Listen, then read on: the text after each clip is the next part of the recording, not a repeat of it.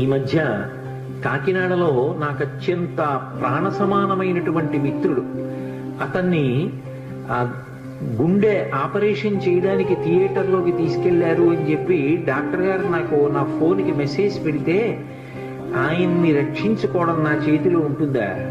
ఆ పరదేవత రక్షించాలి. పసుపు నీళ్లతో కనకమహాలక్ష్మి అమ్మవారికి అభిషేకం చేసే ఆ సమయంలో తిరిగి వచ్చాను, శుభవార్త విన్నాను.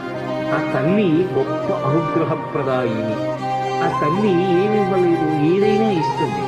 పట్టణంలో కనకమహాలక్ష్మి అమ్మవారు ఒక చెయ్యి తెగిపోయి ఉంటుంది అమ్మవారి.